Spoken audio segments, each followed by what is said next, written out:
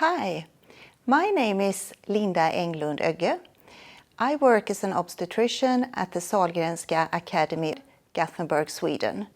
I also have a science degree in nutrition and I've been working as a clinical dietitian 5 years prior to medical school. I want to present a new and exciting study called Association between intake of artificially sweetened and sugar-sweetened beverages and preterm delivery, a large prospective cohort study. This study is a collaboration between Sahlgrenska Academy and the Norwegian Institute of Public Health.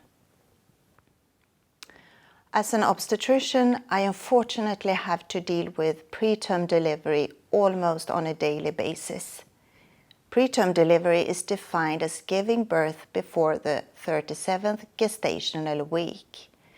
And we actually know that preterm delivery accounts for almost 75% of all perinatal mortality and almost 50% of long-term neurological deficiency. And this condition is increasing worldwide. The incident rate in the Nordic countries are about 5 to 7%. Artificially sweetened and sugar-sweetened beverages are commonly consumed during pregnancy. A recent Danish study found that intake of artificially sweetened beverages was associated with an increased risk of preterm delivery. We examined intake of artificially sweetened and sugar-sweetened beverages in order to examine whether they are indeed associated to preterm delivery. This is a prospective study of 60,761 pregnant women from the Norwegian Mother and Child Cohort Study called MOBA. The MOBA study is a large population-based study conducted by the Norwegian Institute of Public Health. Intake of carbonated and non-carbonated, artificially sweetened and sugar-sweetened beverages were assessed by a self-reported food frequency questionnaire in mid-pregnancy. Carbonated and non-carbonated artificially sweetened drinks were analyzed together, as well as sugar-sweetened, carbonated and non-carbonated drinks. Data regarding gestational age were obtained by the Norwegian Medical Birth Registry, and preterm delivery was the primary outcome. And for the results. Energy intake was significantly higher in those stated a higher intake of sugar-sweetened beverages compared to those with low intake. But overall, the BMI was significantly higher for women stated a higher intake in artificially sweetened beverages compared to those with low intake.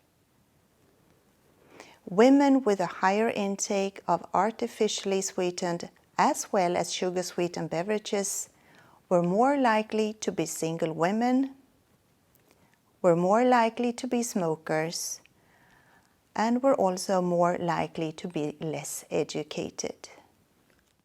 Women choosing to drink 1 or more servings daily of either artificially sweetened or sugar-sweetened beverages had a significantly increased risk of preterm delivery by 11% and 25% respectively.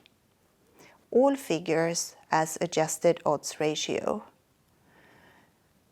The material was then stratified into early and late preterm delivery.